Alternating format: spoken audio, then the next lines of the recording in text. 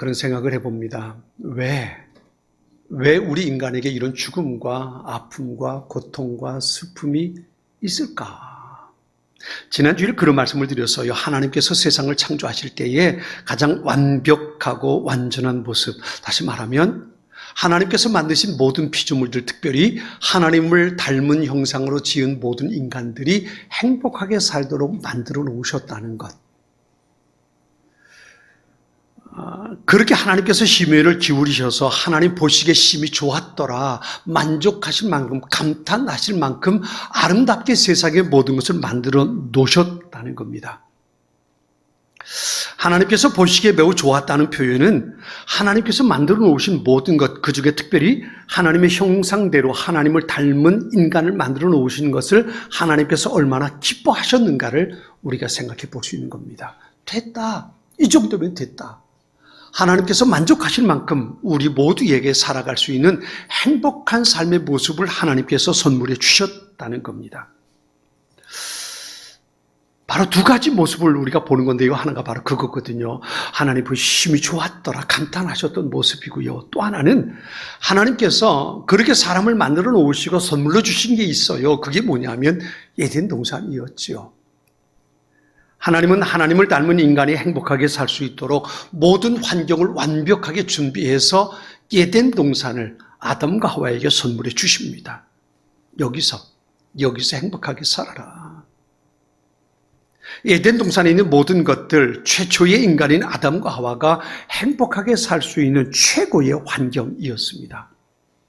거기에 두 나무가 있는데 생명나무와 선악을 알게 하는 나무였지요. 생명나무는 말 그대로 그 열매를 먹는 동안은 죽지 않는 겁니다. 영원히 살 수 있는 겁니다. 그래서 창세기 3장 22절에 이렇게 말씀하세요. 여호와 하나님이 이르시되 보라, 이 사람이 선악을 아는 일에 우리 중 하나같이 되었으니 그가 그의 손을 들어 이 생명나무 열매도 따먹고 영생할까 하노라 그랬어요.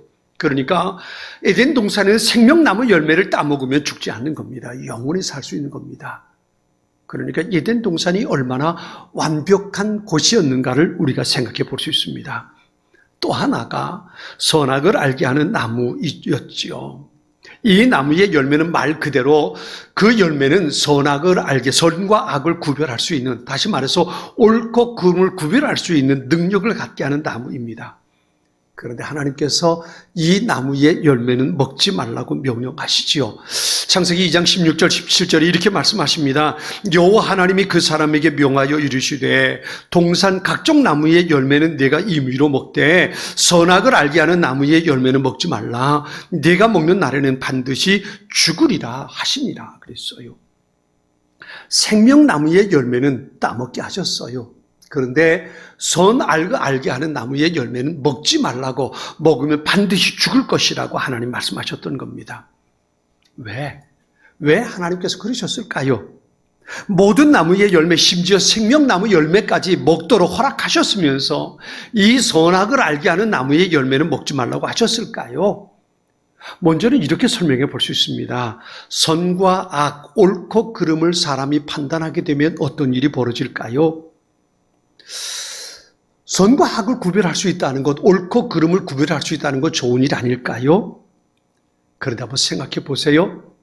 선악과를 따먹고 했던 첫 번째 아담과 하와의 일이 무엇인지 아십니까?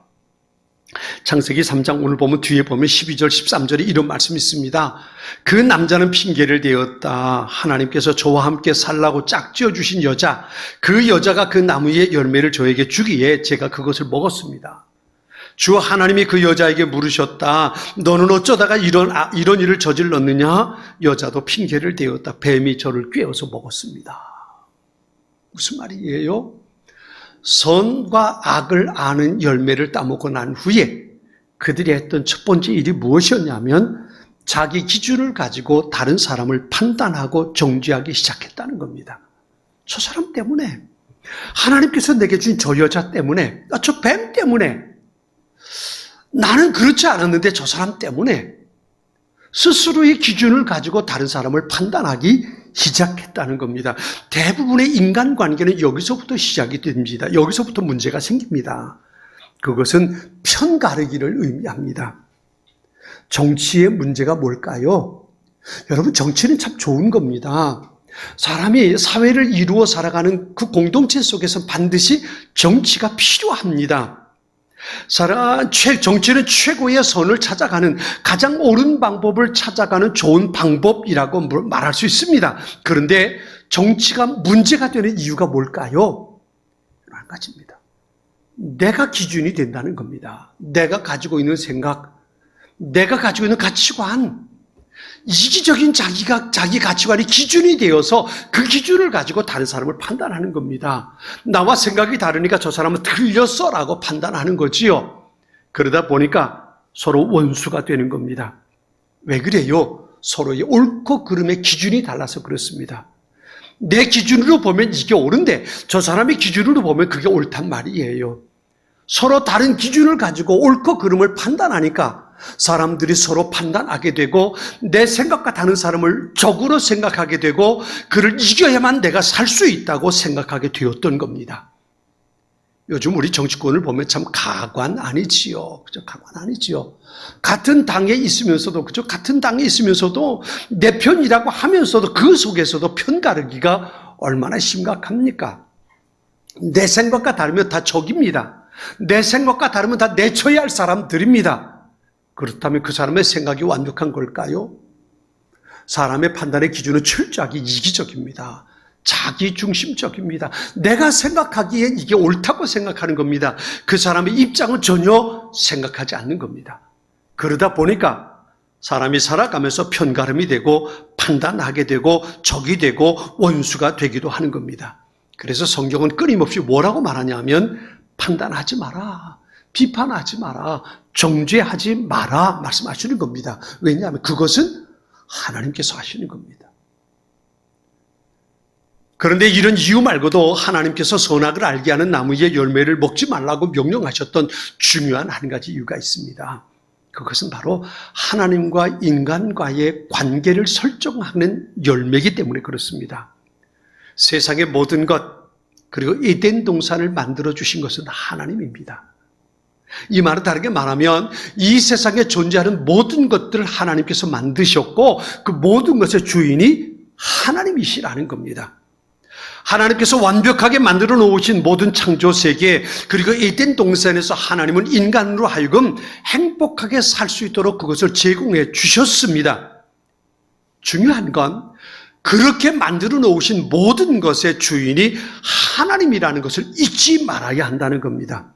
이것을 잊지 않고 그것을 인정하기만 하면 하나님께서 주신 모든 삶을 행복하게 누리며 살 수 있는 겁니다. 심지어 무엇까지 주셨습니까? 생명나무 열매까지 주셨습니다. 이것 먹고 영생해라. 이것 따먹고 영생해라. 하나님께서 그렇게 모든 것을 주신 겁니다. 그러니까 선악을 알게 하는 나무의 열매를 볼 때마다 아담과 하와가 생각해야 할 게 무엇이었냐 하면 이 동산의 모든 것 하나님께서 주신 거야. 세상에 존재하는 모든 것의 주인이 하나님이야. 이것을 깨닫게 하고 이것을 인정하도록 만들어 주신 겁니다. 그러니까 선악을 알게 하는 나무는 하나님을 향한 신앙 고백의 의미가 담긴 나무였던 겁니다. 이 신앙 고백을 가지고 있으면 하나님께서 만드신 모든 것, 그건 하나님의 은혜로 누리며 살아갈 수 있는 행복함이 우리에게 있는 겁니다. 이게 바로 하나님께서 주신 은혜입니다. 그런데 불행한 일이 생기고 마는 겁니다. 오늘 보면 1절은 이렇게 시작하죠. 그런데 뱀은 여호와 하나님이 지으신 들짐승 중에 가장 간교하니라 그랬어요. 쉬운 성경은 이렇게 번역했습니다. 여호와 하나님께서 만드신 들짐승 가운데 뱀이 가장 간사하고 교활했습니다 그랬어요. 여기 간사하다는 말은 히브리어 아룸이라는 단어인데요. 좋은 의미로 보면 영리하고 신중하다라는 의미가 있고요. 나쁜 의미로 보면 교활하고 기회주의자라는 겁니다. 사탄이 하나님과 인간의 관계를 끊어놓기 위해서 인간이 가장 친근한 뱀의 모습으로 하와에게 접근하는 겁니다. 아마도 남자보다 여자가 유혹에 약하다고 생각했던 것 같아요. 뱀이 여자에게 이렇게 말합니다. 하나님이 정말로 동산 안에 어떤 나무의 열매도 먹지 말라고 하시더냐. 여러분, 이 말이 어떤 문제가 있는지 아시겠습니까?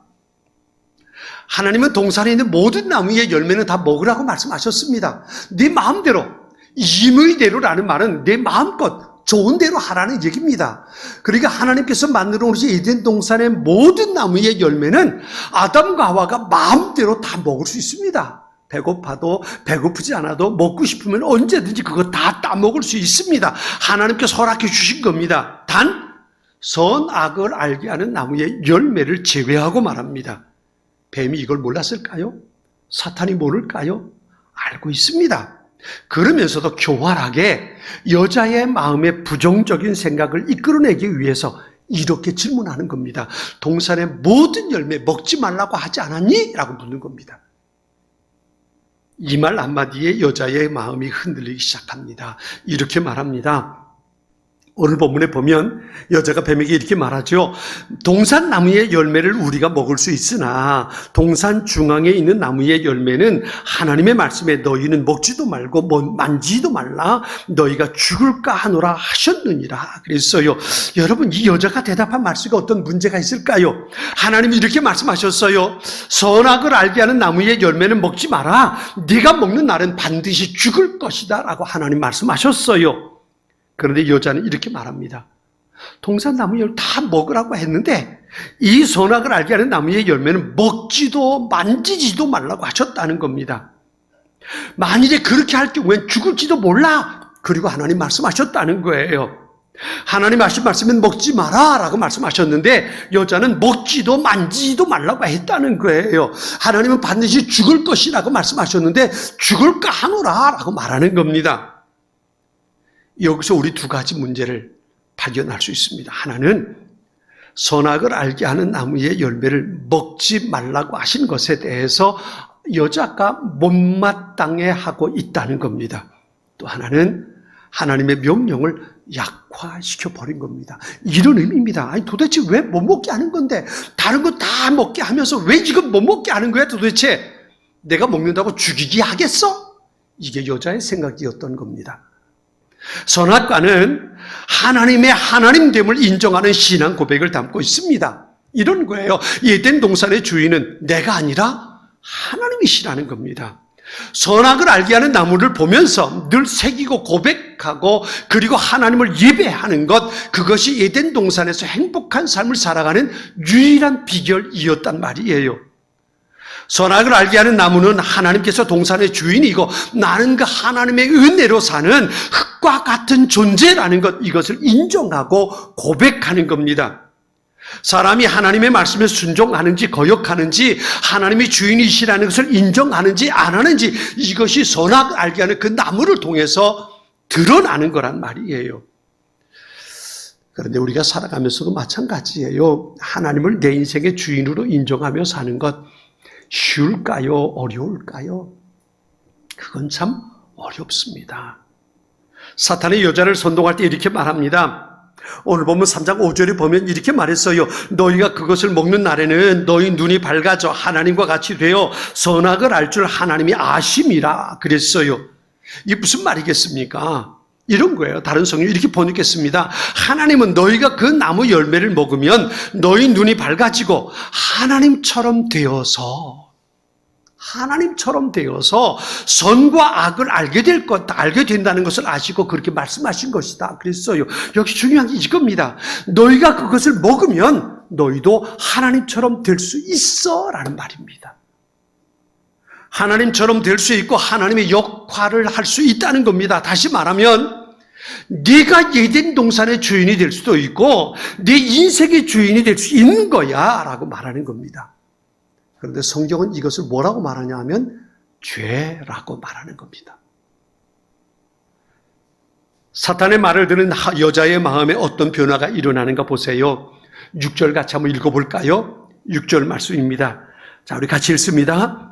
여자가 그 나무를 본즉 먹음직도 하고 포함직도 하고 지혜롭게 할 만큼 탐스럽기도 한 나무인지라 여자가 그 열매를 따먹고 자기와 함께 있는 남편에게도 주매 그도 먹은지라. 아멘.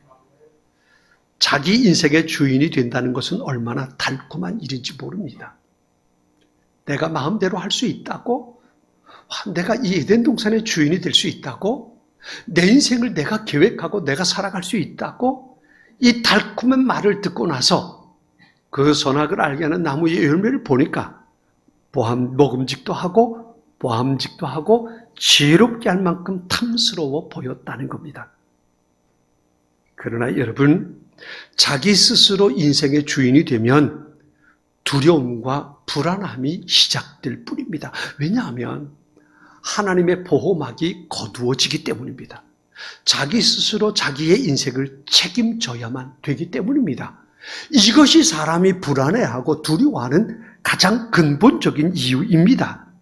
비록 하나님께서 흙으로 사람을 만드셨지만 그들을 향한 하나님의 계획은 정말 놀라운 것이었습니다. 선악을 알게 하는 나무와 생명나무를 통해서 우리 그것을 알 수 있습니다.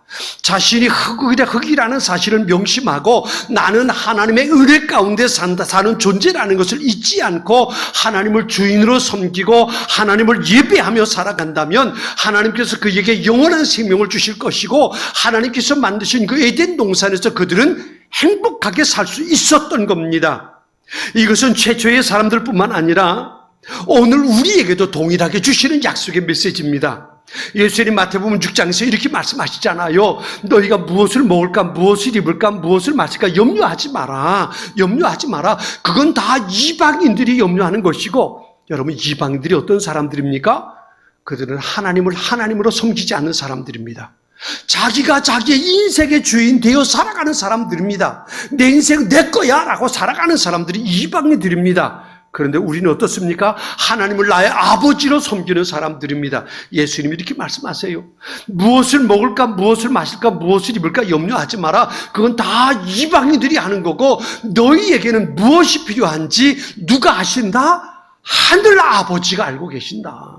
하늘 아버지가 무슨 말이에요? 하나님께서 이미 다 알고 계시고 이미 제일 좋은 것으로 준비하고 계시고 가장 적당한 때에 너에게 주시기 위해서 지금 타이밍을 재고 계신다는 겁니다. 이게 바로 에덴 동산의 모습입니다. 하나님을 섬기고 살아갈 때 하나님이 이 에덴 동산의 주인이라는 것을 고백하며 살아갈 때 하나님께서 아담과 하와를 위해 준비하신 모든 것은 그들이 행복하게 살 수 있는 최고의 것이었다는 겁니다. 하나님께서 세상의 모든 것의 주인이라는 것, 우리가 믿음으로 고백하는 게 얼마나 중요한 것인지 우리는 알 수 있습니다. 나는 내가 살고 있는 왕국의 왕이 아닙니다. 내 인생도, 내 가정도, 교회도, 사회생활의 모든 환경도 내가 주인이 아닙니다. 하나님께서 창조하셨고 하나님께서 주인이시고 하나님께서 이끌어 가시는 겁니다. 하나님은 하나님의 뜻에 맞도록 돌보고 지키도록 그것을 내게 맡겨주신 것뿐입니다.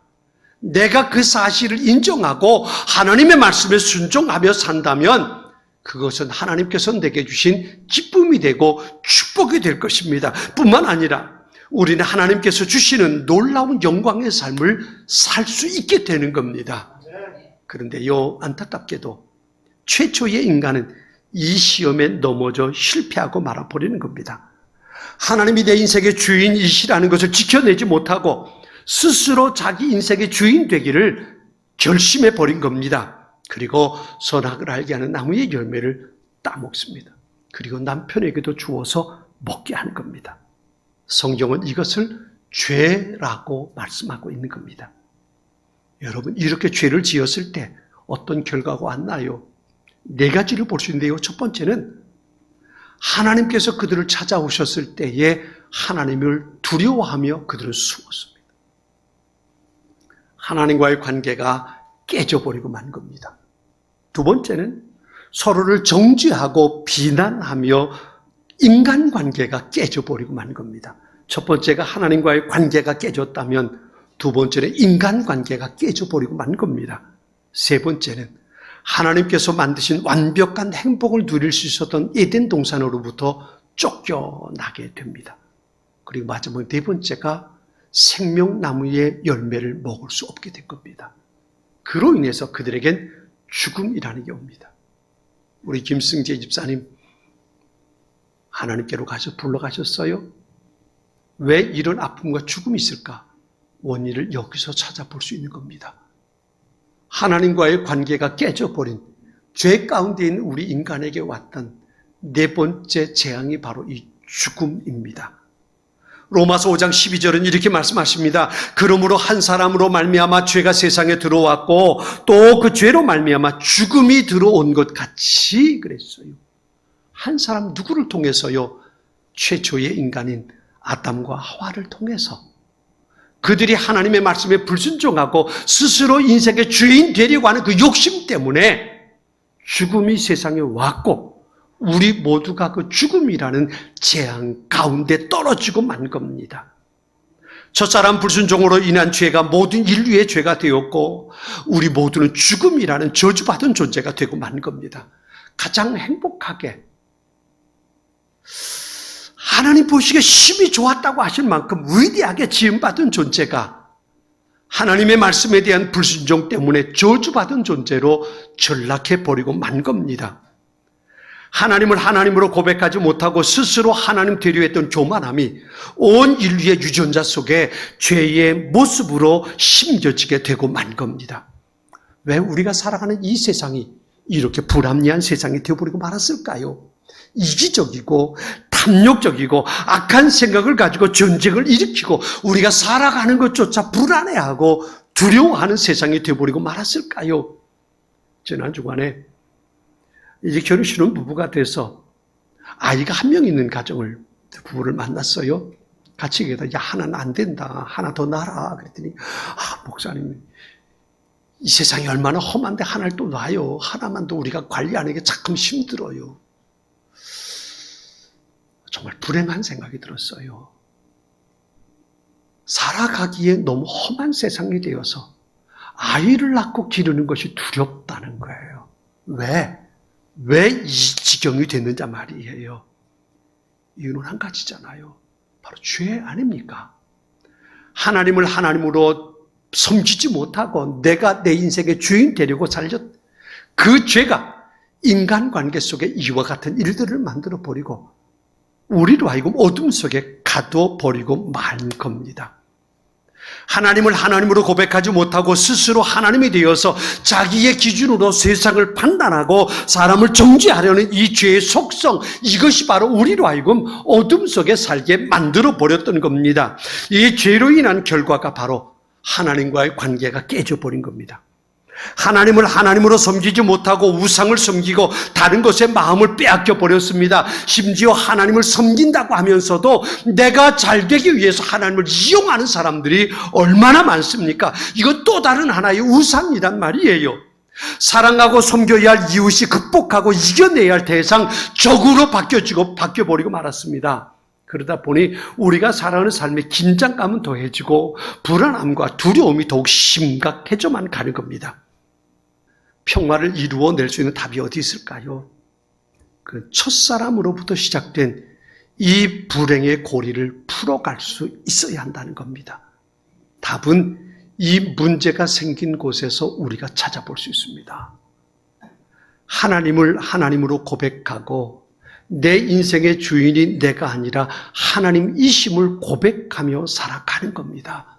거기로 돌아가야 합니다. 이제 우리의 믿음의 결단이 남아있을 뿐입니다. 하나님을 나의 하나님으로 고백하며 살 것인가? 아니면 내가 여전히 내 인생의 주인 되어 살아가기를 고집할 것인가? 스스로 내가 하나님 되어 살아갈 것인가? 아니면 하나님 앞에 겸손히 무릎 꿇고 예배하며 살아갈 것인가? 이것을 우리가 선택하고 결단해야 합니다. 거기에 하나님의 은혜와 심판의 기준이 있기 때문에 그렇습니다. 세상의 모든 불행의 시작은 바로 여기 에덴 동산에서부터 출발합니다. 우린 그곳으로 돌아가서 다시 돌려서야 합니다. 아담과 하와가 돌이킬 수 없는 것, 내가 하나님과의 관계 속에 다시 그것을 회복해 갈 수 있어야 합니다. 죄라는 것, 하나님과의 깨어진 관계, 그로 인해서 깨어진 인간관계, 우리의 삶의 모든 불안함과 두려움, 이것을 다시 해소할 수 있는 방법은 다시 하나님 앞에 돌아가는 것, 그것뿐입니다. 그곳에서 우리는 다시 평화를 회복할 수 있고 그곳에서 다시 하나님께서 우리에게 베풀어 주시는 은혜를 누리며 살 수 있는 겁니다. 지금은 선교 헌금 시간입니다. 이 예배를 통해 삶 가운데 은혜와 회복이 충만하시길 간절히 기도합니다.